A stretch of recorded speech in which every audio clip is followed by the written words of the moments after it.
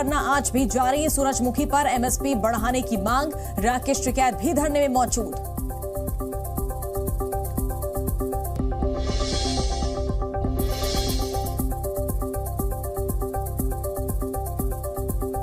नमस्कार, आप देख रहे हैं जी न्यूज। मैं हूं आपके साथ सुप्रीत सचदेव। शुरुआत करेंगे इस वक्त की बड़ी खबर से। संजय राउत का शिंदे सरकार पर हमला।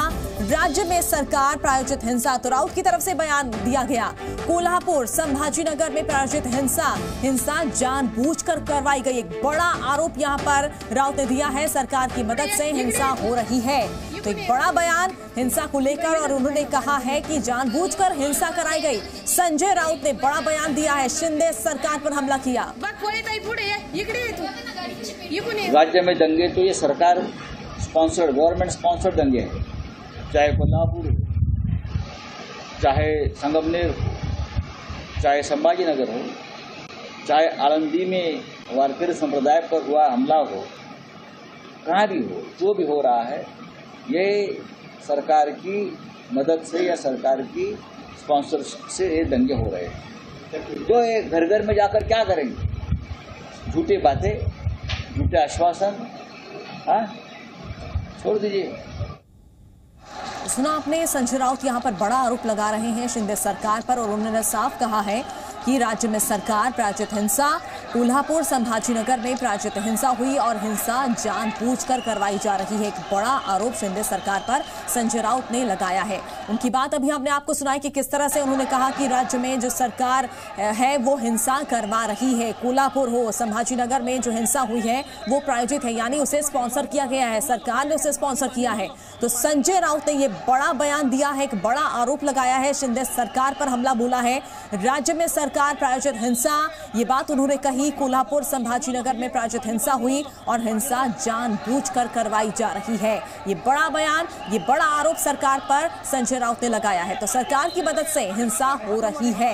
बयान अभी हमने आपको सुनवाया। कोल्हापुर संभाजीनगर में जो हिंसा हुई थी, इसको लेकर संजय राउत ने बड़ा आरोप सरकार पर लगाया है। और अगली बड़ी खबर आ रही है चंद्रयान 3 से जुड़ी बहुत बड़ी खबर। 12 से 19 जुलाई के बीच लॉन्च होगा चंद्रयान 3। तो इसरो ने इस बात की जानकारी दी है। चंद्रयान 3 से जुड़ी इस वक्त की बड़ी खबर आपको बता रहे हैं। तो तारीख भी यहां पर बता दी गई है। 12 से 19 जुलाई के बीच चंद्रयान 3 लॉन्च होगा। इसरो ने इस बात की जानकारी दी है। एक बड़ी जानकारी, एक बड़ी उपलब्धि इसे कह सकते हैं। और चंद्रयान 3 से जुड़ी ये बड़ी जानकारी आपको दे रहे हैं। 12 से 19 जुलाई ये वो तारीख बताई गई है इसरो की तरफ से। और 12 से 19 जुलाई के बीच चंद्रयान 3 लॉन्च होगा। इसरो ने इस बात की जानकारी दी है, बड़ी जानकारी।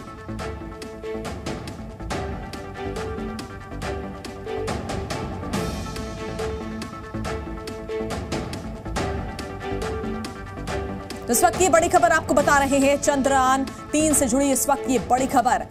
12 से 19 जुलाई के बीच चंद्रयान 3 लॉन्च होगा। इसरो ने इस बात की जानकारी दी है। तो चंद्रयान 3 पर इस वक्त की सबसे बड़ी खबर आपको बता रहे हैं जी न्यूज पर। इसरो ने बताया कि किस तरह से 12 से 19 जुलाई के बीच इसे लॉन्च किया जाएगा।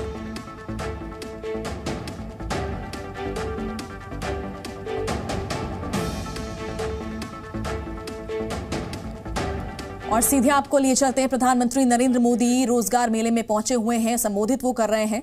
लाखों करोड़ रुपए के इस निवेश ने भी रोजगार के करोड़ों अवसर बनाए हैं।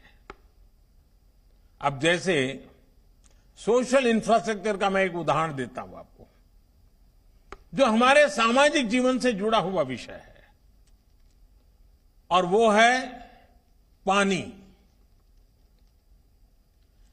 और उसके लिए हमने चलाया है जल जीवन मिशन। ये जल जीवन मिशन, उसके पीछे अब तक करीब करीब 4 लाख करोड़ रुपए खर्च हो चुके हैं। 4 लाख करोड़ रुपए खर्च हो रहे हैं। जब ये मिशन शुरू हुआ था तो ग्रामीण इलाकों में हर 100 में से, यानी 100 घर अगर गांव में है तो सिर्फ 15 घर ही थे जहां पाइप से पानी आता था। ये मैं एवरेज बता रहा हूं। 100 घर में से 15 घर में पाइप से पानी आता था। तो 70,000 युवाओं को प्रधानमंत्री ने तोहफा दिया है। बढ़ते आगे और अब 11 बजे की 11 बड़ी खबरें देख लेते हैं। चक्रवाती तूफान बिपरजॉय के टकराने में अभी वक्त है, लेकिन तूफान से पहले के हालात बड़े खतरे का इशारा कर रहे हैं। चक्रवाती तूफान बिपरजॉय 9 किलोमीटर प्रति घंटे की रफ्तार से आगे बढ़ रहा है। ये जैसे जैसे आगे बढ़ रहा है, इसका रूप खतरनाक होता जा रहा है और समुद्री किनारे पर इसका असर भी दिख रहा है। गुजरात के कच्छ, जामनगर, मोरबी, गिर सोमनाथ, पोरबंदर, द्वारका और वलसाड में बिपरजॉय का असर दिखने की आशंका है। ये उत्तरी गुजरात के तटीय इलाके, सौराष्ट्र और कच्छ से टकराएगा। ये तूफान पाकिस्तान के कराची से भी टकराएगा। मतलब भारत और पाकिस्तान दोनों के लिए बिपरजॉय बड़ा संकट है। मौसम विभाग की माने तो 15 जून को बिपरजॉय भारत पाकिस्तान के समुद्र तट से टकराएगा, जिसे देखते हुए एनडीआरएफ की 12 टीमों को तैनात कर दिया गया है। तो वहीं समुद्री तट से सटे इलाकों में एहतियातन स्कूल कॉलेजों को बंद कर दिया है। गुजरात के 12 जिलों में मौसम विभाग ने ऑरेंज अलर्ट जारी किया है। अभी बिपरजॉय तूफान गुजरात के पोरबंदर से 320 किलोमीटर दूर है और गुजरात के द्वारका से इसकी दूरी अभी 360 किलोमीटर है। गुजरात के कच्छ में बिपरजॉय चक्रवात का असर शुरू हो गया है। यहाँ समंदर में ऊंची ऊंची लहरें उठ रही हैं। समंदर में मछुआरों की नाव किनारे पर लगी हुई है। मुंबई के तटीय इलाकों में तेज हवाएं चल रही है। समंदर में ऊंची लहरें उठ रही हैं। मुंबई में गेटवे ऑफ इंडिया पर्यटकों से गुलजार रहता है। वहां 5 से 6 फीट ऊंची लहरें तट से टकरा रही हैं। तूफान के डर से सैलानियों को समंदर के किनारे जाने से रोक दिया गया है। मुंबई के मशहूर बैंड स्टैंड में समंदर के हालात बिपरजॉय तूफान की गंभीरता बता रहे हैं। हालांकि लोगों को समंदर से दूर रहने के लिए कहा जा रहा है, फिर भी लोग जान जोखिम में डालकर समंदर के किनारे पहुँचे हैं। मुंबई के मरीन ड्राइव पर भी लोगों की भीड़ कम है। समंदर में हलचल बढ़ी तो एहतियातन लोगों को समंदर से दूर रहने को कहा गया। कल 4 बच्चों के डूबने के बाद बीएमसी ने मरीन ड्राइव पर लाइफ गार्ड की संख्या बढ़ा दी है। दरअसल कल जुहू बीच पर घूमने आए 6 बच्चे डूब गए थे, जिनमें से 2 को स्थानीय लोगों ने बचा लिया था। सोमवार शाम 5 बजे 6 लड़के सैर सपाटा करने आए थे। उसी दौरान वो डूबने लगे, तब लाइफ गार्ड के जवानों द्वारा 2 लड़कों को जो है रेस्क्यू कर लिया गया था और बाकी 4 लड़के जो है पानी में चले गए थे। जिसके बाद रात भर फायर ब्रिगेड और लाइफ गार्ड के लोगों ने जो है रेस्क्यू किया, जिसमें से 2 लड़कों का जो है शव उन्होंने बरामद किया है और बाकी 2 लड़के जो है उनकी तलाश अभी भी जारी है। जबकि अन्य 2 के मृतक शरीर को सर्च ऑपरेशन ने बरामद किया है। अभी अन्य 2 बच्चों की तलाश जारी है। मुंबई में तूफान के कारण रविवार और सोमवार की सुबह भी बारिश हुई। अगले 48 घंटे तक मुंबई और महाराष्ट्र के तटीय इलाकों में बारिश होगी। चक्रवाती तूफान बिपरजॉय से गुजरात को बड़ा नुकसान न पहुंचे, इसके लिए गुजरात से लेकर दिल्ली तक तैयारियां चल रही है। पीएम मोदी ने बिपरजॉय तूफान से निपटने के लिए की गई तैयारियों पर समीक्षा बैठक की। बैठक में गृह मंत्री अमित शाह भी मौजूद रहे। कैबिनेट सचिव, एनडीआरएफ और मौसम विभाग के अधिकारियों ने तूफान से निपटने के लिए अब तक की गई तैयारियों की जानकारी प्रधानमंत्री को दी। आज केंद्रीय मंत्री अमित शाह चक्रवाती तूफान बिपरजॉय को लेकर दोपहर 3 बजे एक अहम बैठक कर सकते हैं, जिसमें वीडियो कॉन्फ्रेंसिंग के जरिए गुजरात के मुख्यमंत्री, गृह राज्य मंत्री और 6 जिलों के प्रशासनिक अधिकारी भी जुड़ेंगे। बिपरजॉय के गुजरात के तट से टकराने में भले ही वक्त हो, लेकिन सौराष्ट्र और कच्छ के तटीय इलाकों में मौसम लगातार बिगड़ रहा है। बिगड़ते मौसम के बीच अब एनडीआरएफ की टीमों ने भी मोर्चा संभाल लिया है। लोगों को निकालकर सुरक्षित जगहों पर पहुंचाया जा रहा है। पिछले कुछ साल में अरब सागर या फिर बंगाल की खाड़ी में आए समुद्री तूफान को भारत ने अपनी फुल प्रूफ रणनीति से हराया है और जान माल का नुकसान कम किया है और इस बार फिर से बिपरजॉय को हराने के लिए हिंदुस्तान तैयार है। सीमा पार से हो रही घुसपैठ और लगातार हो रही ड्रग्स की तस्करी को रोकने के लिए केंद्र सरकार एक्शन मोड में आ गई है और इसी मामले में केंद्रीय गृह मंत्री अमित शाह ने सोमवार को नई दिल्ली में एक अहम बैठक की। बैठक में केंद्रीय सशस्त्र पुलिस बलों और राष्ट्रीय सुरक्षा गार्ड्स में तैनात आईपीएस अधिकारी मौजूद रहे। इस बैठक में सीमा पार से घुसपैठ, ड्रग्स की तस्करी, हथियारों की तस्करी को रोकने पर चर्चा हुई। बैठक में सीमा पर और सतर्कता बरतने की जरूरत पर बल दिया। साथ ही गृह मंत्रालय ने निर्देश दिए हैं कि हर सीएपीएफ को ड्रोन तकनीक और ड्रोन रोधी उपायों पर काम करने के लिए एक समर्पित टीम का गठन करना चाहिए। साथ ही गृह मंत्रालय ने कहा कि सीमाओं की सुरक्षा को जिले की कानून व्यवस्था और स्थानीय प्रशासन के साथ समन्वय से ही सुनिश्चित किया जा सकता है। साथ ही इस बैठक में सीमावर्ती इलाकों को विकसित करने और वहां रोजगार के अवसर पैदा करने के लिए वाइब्रेंट विलेज प्रोग्राम शुरू किया गया है। ऐसे शिविर दरअसल सभी बलों में कार्यरत भारतीय पुलिस सेवा के अधिकारियों के लिए अपने अनुभव साझा करने का मंच बन रहे हैं। प्रधानमंत्री नरेंद्र मोदी ने आज देश के 70,000 युवाओं को नौकरी का तोहफा दिया। नौकरी पाने वाले इन युवाओं को केंद्र और राज्य सरकार के अलग अलग सरकारी विभागों में नियुक्त किया जाएगा। प्रधानमंत्री मोदी ने आज रोजगार मेला के दौरान युवाओं को खुद नियुक्ति पत्र सौंपा। देश भर में 43 केंद्रों पर आज रोजगार मेले का आयोजन किया गया। प्रधानमंत्री नरेंद्र मोदी सुबह 10:30 बजे वीडियो कॉन्फ्रेंसिंग के जरिए रोजगार मेला कार्यक्रम से जुड़े और 70,000 युवाओं को नौकरी के अपॉइंटमेंट लेटर बांटा। केंद्र सरकार ने वरिष्ठ मंत्रियों को रोजगार मेले के अलग अलग केंद्रों में शामिल हुए। राष्ट्रीय स्तर पर होने वाले ये रोजगार मेले एनडीए और भाजपा सरकार की नई पहचान बन गए हैं। आज एक बार फिर 70,000 से ज्यादा युवाओं को नियुक्ति पत्र मिले हैं। केंद्र सरकार के वरिष्ठ मंत्री रोजगार मेले के अलग अलग केंद्रों पर शामिल हुए। प्रधानमंत्री नरेंद्र मोदी ने पिछले साल 10 लाख सरकारी नौकरियां देने के लिए रोजगार मेले की शुरुआत की थी और अक्टूबर 2022 में पहला रोजगार मेला लगाया गया था। भोपाल के सतपुड़ा भवन में आग लगने से बड़ा हादसा हो गया। सरकारी बिल्डिंग में अचानक आग लगी और एक के बाद एक अलग अलग फ्लोर पर फैलती चली गई। सीएम शिवराज सिंह चौहान की अपील पर, रक्षा मंत्री के निर्देश पर एयरफोर्स के AN-32 विमान और Mi-17 हेलीकॉप्टर के जरिए आग पर काबू पाया गया और अब सतपुड़ा भवन में लगी आग पर लगभग काबू पा लिया गया है। करीब 14 घंटों की मशक्कत के बाद आग पर काबू पा लिया गया, लेकिन छठी मंजिल से धुआं अभी भी निकल रहा है, जिस वजह से जांच में देरी हो रही है। जांच के लिए 4 सदस्यीय टीम का ऐलान किया गया है। कारणों की पड़ताल के लिए अलग से एक समिति बनाई गई है जो इस संबंध में वो करेगी, जांच पड़ताल करेगी। अभी हमारा पूरा का पूरा फोकस इस चीज पे था कि आग पर तत्काल नियंत्रण पा लिया जाए और कोई भी जान माल का नुकसान न हो। मुख्यमंत्री शिवराज सिंह चौहान ने प्रधानमंत्री नरेंद्र मोदी से फोन पर चर्चा कर सतपुड़ा में आगजनी की घटना की जानकारी दी।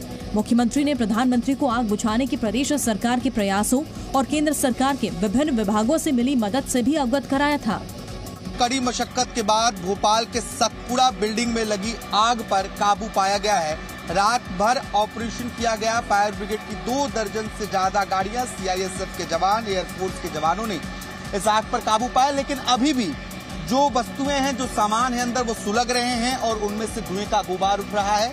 उसकी तस्वीरें अभी भी दिखाई दे रही हैं और फायर ब्रिगेड की गाड़ियां इन्हें बुझाने की कोशिश कर रही है। अंदर जो सामान सुलग रहे हैं उन्हें किस तरीके से बुझाया जाए, अभी इसमें थोड़ा और वक्त लग सकता है। गाजियाबाद में नाबालिगों के धर्मांतरण मामले में मुख्य आरोपी शाहनवाज मकसूद खान उर्फ बद्दो को गाजियाबाद लाया गया है और आज दोपहर में बद्दो को कोर्ट में पेश किया जाएगा। कोर्ट में पेश कर पुलिस बद्दो से पूछताछ के लिए उसकी रिमांड मांगेगी। पुलिस के साथ साथ इस मामले पर देश की अन्य जांच एजेंसियां भी पूछताछ कर सकती हैं। गाजियाबाद जामा मस्जिद के एक मौलवी को पहले ही इस मामले में गिरफ्तार किया गया था। अब पुलिस दोनों को आमने सामने बैठाकर पूछताछ कर सकती है। शाहनवाज बद्दो को ऑनलाइन गेमिंग का मास्टरमाइंड माना जा रहा है। बद्दो पर आरोप है कि उसने बच्चों को गेम के बीच जीत के लिए धार्मिक ग्रंथों को पढ़ने और इस्लाम अपनाने के लिए प्रेरित किया था। गाजियाबाद के 4 बच्चों के अभिभावकों ने इस मामले की शिकायत की थी, जिसके बाद धर्मांतरण का पूरा खेल सामने आया है और माना जा रहा है कि अब बद्दो पूछताछ में कई बड़े खुलासे कर सकता है।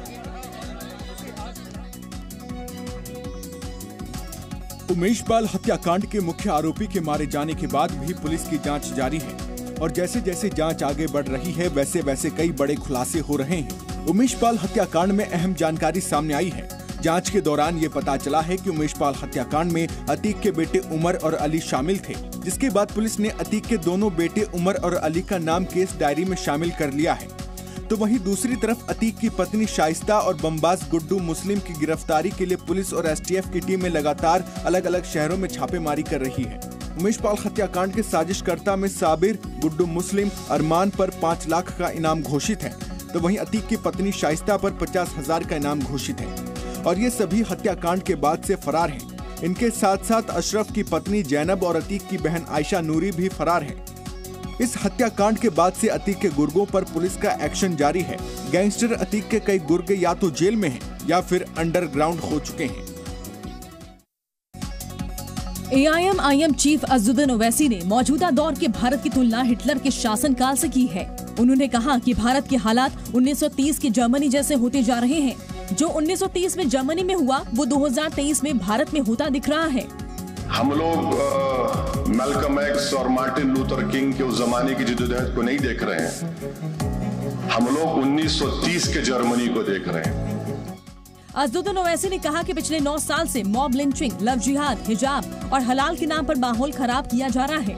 ओवैसी ने एक्सपर्ट के दावे का हवाला देते हुए कहा कि नरसंहार के मामले में भारत स्टेज 2 पर आ चुका है।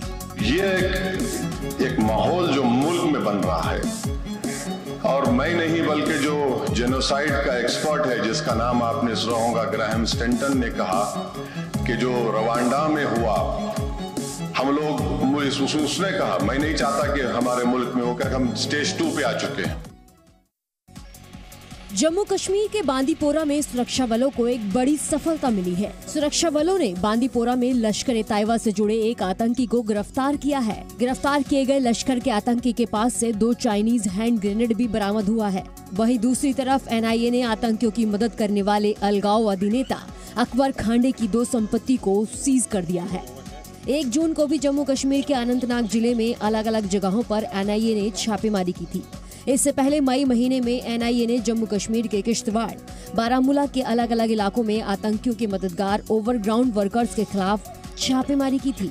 वहीं 26 अप्रैल को टेरर फंडिंग मामले में कश्मीर के बड़गाम में NIA ने खुर्रम परवेज के NGO दफ्तर पर रेड की थी। NIA ने तलाशी के दौरान कुछ दस्तावेज भी जब्त किए थे।